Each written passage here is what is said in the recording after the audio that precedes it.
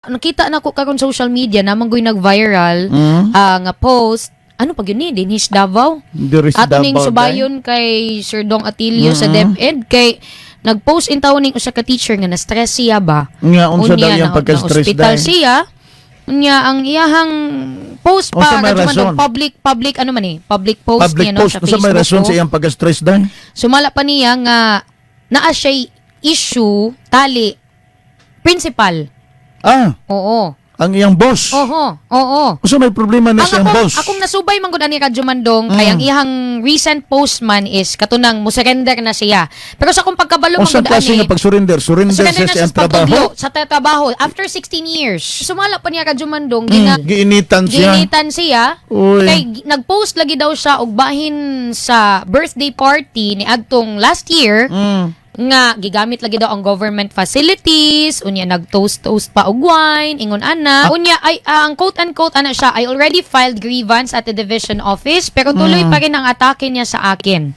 At nakakulungkot lang ipinapalabas niya na ang reklamo ko raw ay patungkol sa kanyang birthday celebration during office hours using government facilities at nakikipag-toast ng wine. Mo to Radyo Mandong nga giinitan siya pagkahuman na atoy usa ka video nga hatag og speech ang principal niingon siya nga walay mag-birthday ha nga mga teacher dinhi sulod sa eskwelahan. School campus. Oo. Nya wa pa daw nahuman didto kay pakaulawan daw siya every flag ceremony. Padungog-dungogan siya. Mao na stress yag maayo. Iyang giklaro dinhi sa post Radyo Mandong one day ago man eh. Again po, my complaint is not about your birthday party. Muna ni ang last ka mag-comment daw siya.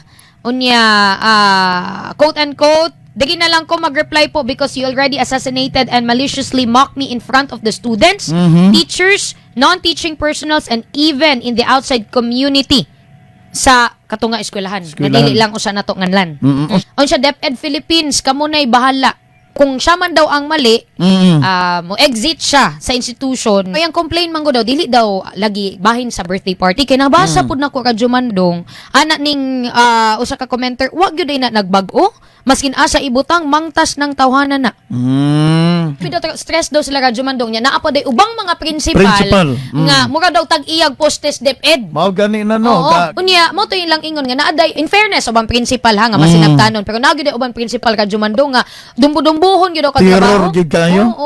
Nya mas stress gyud daw sila dili lay tungod sa ilahang trabaho alone tungod pod basasan sa ilang mga boss. Base sa mga komento diha nanagud na po siya record ngadto sa bang eskwelahan. Kay namin ingon diha nga awa gyud na siya magbag-o so sa ato pa kanang nagkuan comment ana experience po na niya adto sa mao nga principal. Yes, kay dili man siya makakomento ana Radyo Mandong ko wala pud siya naka-experience. Mao gani. Kay pag ingon niya mangtas gyud na siyang tawhanan na. Ingonan na no. Na-record na dati. Sige ma'am, hawa lang di ma'am total imong paghawa dia dili man na mairis ang imong reklamo ngadto sa DepEd. Naaman na gyapon hantod nga dili ma-resolve sa taga Department of Education. Kana Radyo Mandong nya subayon pud nato na sa DepEd kay kini manggod nga post nag-viral unya unsa puy stand sa Department of Education and kabalo ko dili lang pud ning mao nga usa ka teacher ang may reklamo kontra sa ilahang mga boss or principal sa eskwelahan. Na pag unsa pud way proseso ana kun nay mga reklamo kontra silang principal ug duna pud by action if ever man mapamatud-an nga wa na gyud pud na mao ang ilahang kana gani pakig-uban sa ilahang mga teacher.